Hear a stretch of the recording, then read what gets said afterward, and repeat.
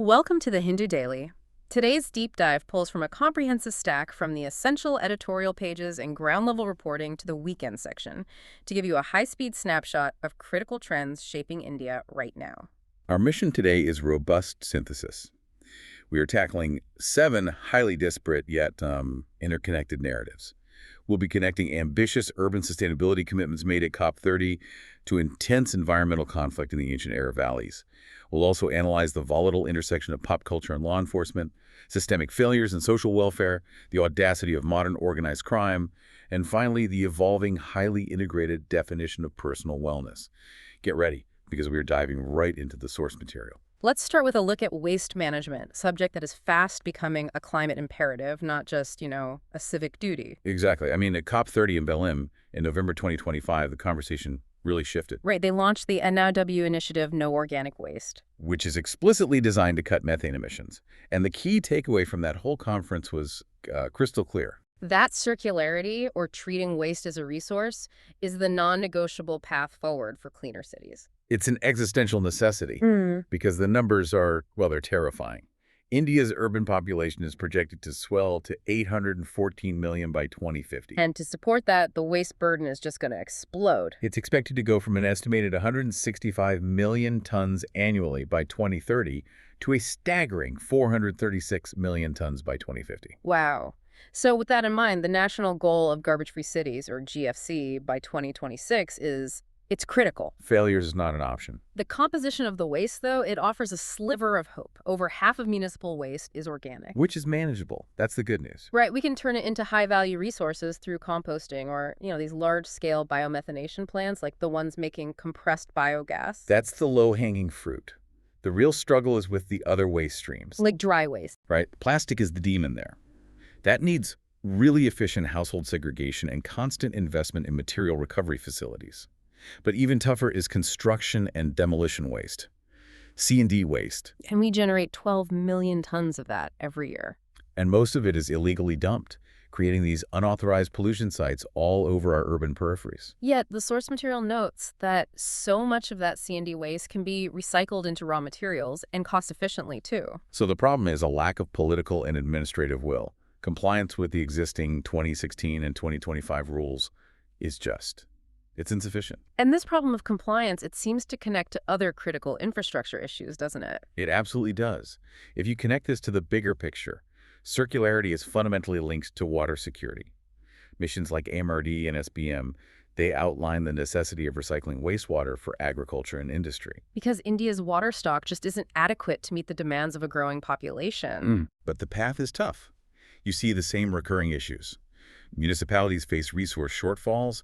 The recycled products have quality and marketing challenges. And there's poor accountability. You see it with extended producer responsibility, or EPR, and with C&D waste tracing. So we constantly hear about the 3 Rs, reduce, reuse, recycle.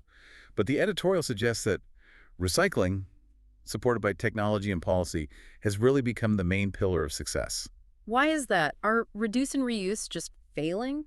Is it too difficult to enforce, or are we structurally just reinforcing consumerism? It's a policy failure that reinforces consumerism.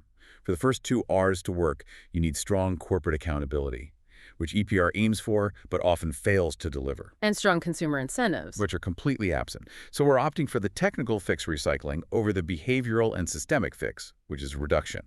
And that means we are forever playing catch-up with a mountain of waste that's just growing exponentially. Speaking of successful infrastructure policies, let's transition from solid waste to sanitation, where there has been a genuine world-leading success story. Swachh Bharat mission phase, I was truly transformative, building over 12 crore household toilets. It essentially made every village open defecation free. That's a staggering public health and social milestone. The challenge doesn't end with the toilets, though. What's so fascinating here is how the challenge evolves. So we're moving into phase 2, SBMG ODF+. Right. And it's all about managing the resultant waste, the fecal sludge from all those new septic tanks and pits. As of October 2025, nearly 97% of villages are ODF+, which means they've officially begun managing that whole waste cycle. And the innovation coming out of this is genuinely remarkable. I mean, look at Maharashtra's Satara district and its urban-rural partnership. This is a great example. Satara City had a fecal sludge treatment plant, an FSTP, that was operating below its 65 KLD capacity. So what do? Now, 4 surrounding villages have a formal agreement to access that city FSTP for free treatment. That's urban capacity being used to solve a rural problem. But how do they make that financially viable for the villages? Sustainably? Well, the Gram Panchayats don't own the infrastructure, but they manage the logistics. They engage a private provider for scheduled desludging, say, every 5 years. And they recover the cost how? Through a modest sanitation tax levied on households.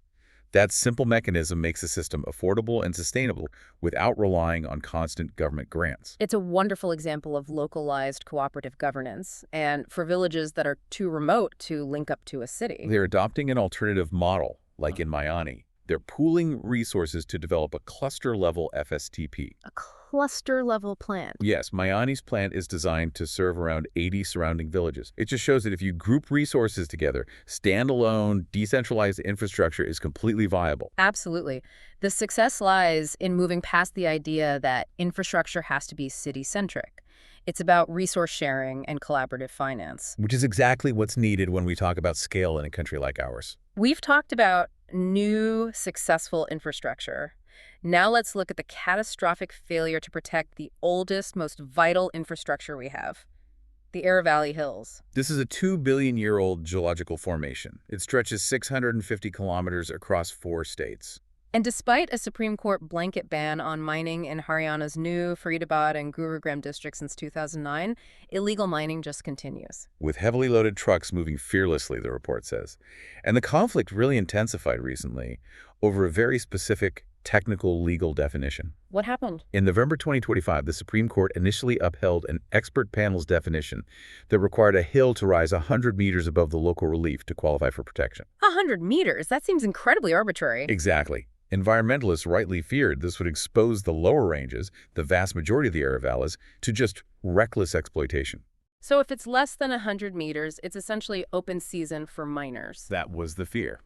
Thankfully, the court stayed that order on December 29th and proposed a high-powered committee to reanalyze the full environmental consequences. We need to remember why these hills matter so much. They aren't just rocks, are they? Not at all. They are critical climate regulators.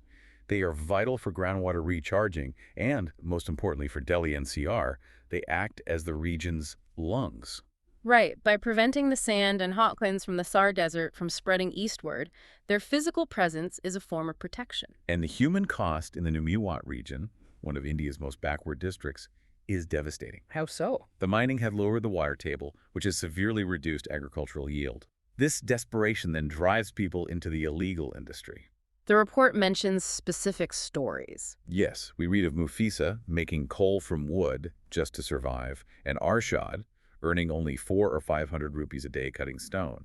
He argues that poor people should be allowed to use their local resources to survive. That's such a difficult dichotomy. If the community is arguing they need this to survive, how does the state justify prioritizing abstract environmental protection over immediate human survival, especially in one of India's most backward districts? It's the classic long-term trade-off. There's a counterpoint from Rajiv Saini, who suggests that stopping mining in his village actually encouraged young men to pursue education and government jobs instead of this risky, low-paying, illegal labor. So the ban, in his view, forced a positive structural change in livelihood. That's the argument. Yeah. But the immediate risk is extreme, especially when you look at the health crisis in Rajasthan. Yes. The blasting in areas like Kaputli is so severe it's causing cracks in homes. Students are afraid their schools might collapse. And Rajasthan produces 70% of India's sandstone, leading to a massive silicosis burden among residents. In a place called Lalawandi, the air quality index can hit 800. 800. Let's put that in perspective for you. That's double the AQI of Delhi on a very bad day. Imagine living in air that is actively poisonous every single day. This raises a crucial question about systemic damage that crosses state lines. So what are the activists demanding? The group, Aravalli Virasarjan Abhiyan, wants the whole range declared an ecologically sensitive region. They outright reject the concept of sustainable mining here. And they want a cumulative impact study. Yes, a social and environmental impact study across all 4 states to properly assess the immense cross-border damage to health, livelihoods, and the environment. From environmental crises, let's pivot to pop culture, but the theme of conflict and aggression, it remains. Let's talk about the sheer scale of the Haryanvi music boom. It's incredible. The lyricist Mukesh Jaji notes that the script has completely flipped. Huh. It used to be 10 Punjabi songs for every 1 Haryanvi song at a wedding. And now it's the reverse. Hits like 52 Gaj Ka Daman and Chatak Matak have over 1 billion views each. 1 billion. This isn't just a grassroots movement anymore. It's massive commercialization. Yeah. Shoot budgets have jumped from a few thousand rupees to upwards of 20 lakh. So major labels are involved, top talent is being attracted. And lyricists can charge up to 10 lakh rupees per song. The industry is thriving financially, professionalizing regional music at an incredible speed. But this is where the cultural clash starts. Many of these songs glorify a rough agrarian Jat culture, celebrating guns, gangs, and hooliganism. Tracks like Masoom Sharma's Tuition Badmashi Ka, the title itself is provocative. It portrays the protagonist as superior to law enforcement. It's jarring to realize how much of youth culture now sees criminality as aspirational. And it's not just entertainment, is it? It's modeling behavior, especially when you have songs like Court Mangoli that literally show a shooting inside a courtroom with the judge hiding behind the bench. That glorification has very real, tragic consequences. This rise in violence-themed music coincides with actual court firing incidents across Haryana. So the legal system had to step in. A 2019 Punjab and Haryana court order banned songs that promote liquor, drugs, and violence. And that ban was prompted by a petition after a dancer was murdered at a wedding in 2016. The judiciary is trying to regulate a culture that directly fuels real-world violence. But enforcement is a huge problem. The Haryana police asked YouTube to take down around 60 songs. But they just reappear almost immediately on other accounts. The system is designed to let content proliferate. And what's particularly disturbing is the warning from the Special Task Force. Artists who get famous this way, they become victims themselves. How so? They start receiving threats from gangsters who force them to produce content cheaply for them.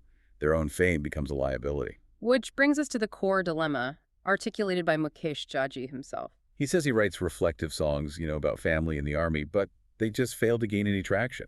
It's only the high-energy tracks with provocative lyrics and themes of indulgence and aggression that resonate with the youth. He sums it up bluntly. We will have to serve a plate the customer wants. The market demands aggression, and the creators are just following the money, even if the result is culturally and legally corrosive. We've seen cultural aggression. Now let's look at structural neglect and its human cost.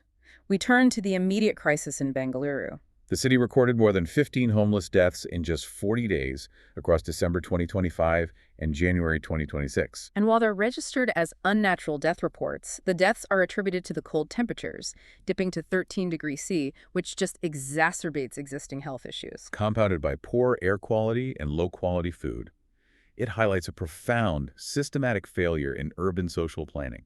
How so? What's the policy? Well, under the Central NotebookLM policy, Bengaluru needs 120 shelters. It only has 38 operating. And beyond that, the policy explicitly mandates special shelters for the mentally or physically challenged, but Bengaluru has none, not a single one. So we're not just failing to house people, we're failing to provide any specialized care whatsoever. The living conditions described are brutal. Hundreds sheltering under flyovers, like near KR Market, surrounded by garbage and stench. They face constant dangers, fighting over sleeping spots, attacks from stray dogs, especially if they're sleeping alone. And what's particularly illuminating is their reluctance to use the few shelters that are available. Activists note an underlying fear, a sense of an open jail due to fighting among inmates. But crucially, some women feel safer sleeping on the streets than in shelters. Yes, due to the fear of the flesh trade or being groped inside the facilities.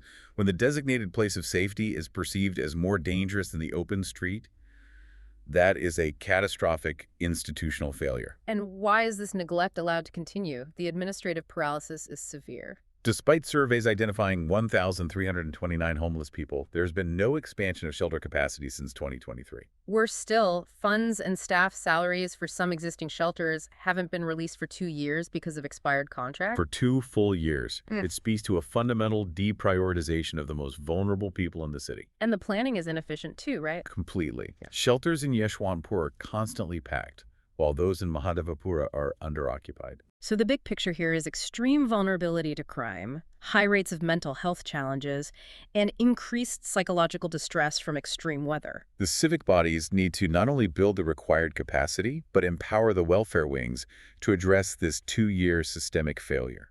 Let's talk about investigative work now, a kind of dark mirror to this issue of systemic negligence. We're looking at drug manufacturing operations, and the core challenge in dismantling them is that they succeed by hiding behind the most effective camouflage possible: ordinariness. They are operating in plain sight, protected by a legitimate facade. Case in point, the Meta School Lab in Bowenpalli, Secunderabad. For 9 months, the school director ran an illegal alprazolam lab.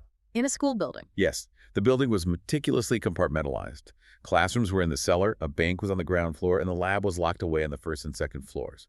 The audacity is staggering. And the raid seized, what, 3.4 kilos of alprazolam and 21 lakh rupees in cash? And that cash was from just 2 days of sales. The psychology of deception here played a huge role.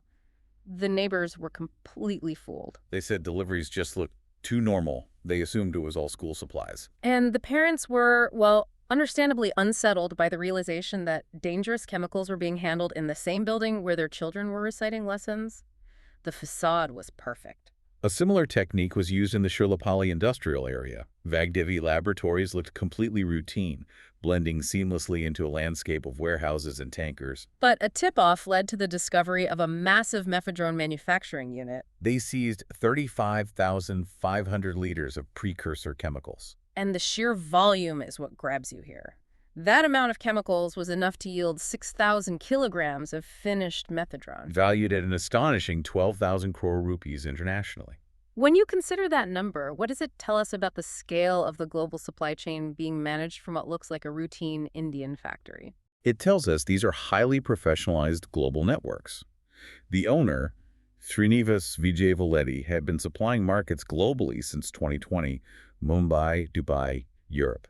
So enforcement agencies like the Telangana AGLE force are focused on dismantling these networks. But the challenge remains their constant adaptation and their exploitation of routine places. That sense of ordinariness really is the greatest hurdle for law enforcement, isn't it?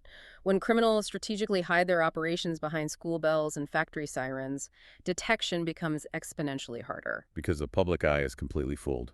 Finally, let's turn to the weekend section to look at how wellness is being radically redefined in India. We've discussed crisis and conflict. Now let's explore the active search for self-care and resilience. And wellness is moving away from just distant retreats. It's becoming integrated, evidence-informed, and culturally rooted right inside our cities. The Global Wellness Institute predicts that by 2030, 1 in 3 travelers will choose a hotel based on its wellness programming. What's fascinating here is the focus on longevity. Urban life constantly disrupts our circadian rhythms, which is driving interest in these high-tech therapies that boost biological resilience. You're talking about things like cryotherapy, hyperbaric oxygen therapy, And full-body red light therapy. All of this is positioning longevity not as a niche reward, but as a routine necessity against the stresses of modern life. and proximity matters. The rise of urban wellness centers in cities like Mumbai Doon Wellness, AUM Life, it signals a search for steadiness, clarity, and softness. Not by escaping, but by making regular weekly visits part of your schedule to manage digital fatigue and professional pressures. So it's about making self-care a habit, not a destination. Exactly. We also see women proactively seeking support across their full life cycle: puberty, fertility, menopause, emotional transitions, reclaiming time for self-care without guilt. And Ayurvedic programs are responding with structured plans for metabolic health, hormonal balance, and emotional resilience. It's moving beyond simple pampering into genuine structured care. This cultural shift also strongly emphasizes community and authenticity. Well-being-led festivals, like the Belong Festival in Jaisalmer, are actively combating loneliness. By fostering intimate micro-communities through curated sessions like breathwork and sound healing. And mirroring the farm-to-table movement, we are seeing soil-to-skin wellness. where guests seek rootedness by learning exactly where their ingredients are sourced, even participating in plant identification walks at places like Aramnaskir. The final frontier, it seems, is intimacy. India is experiencing an intimacy awakening, but lacks literacy in this area. Sexuality coaches like Pallavi Barnwal are seeing serious questions about performance anxiety and fear of rejection. So the need for 2026 is a cultural infrastructure for skill-based intimacy education. Moving beyond just curiosity and into actual structure. Ultimately, the theme of this entire shift is one of reconnection. Reconnection with the body, with the community, and with the land. Considering the Aravalli conflict and the immense challenge of the urban waste crisis, how might embracing the soil-to-skin authenticity sought in high-end wellness also inform a more rooted, circular approach to managing our essential resources? Thank you for listening. If you want to provide suggestions, please contact on the Twitter handle given in the episode description. As always, we are eager to hear what our listeners want to be informed about. We wish you a great day.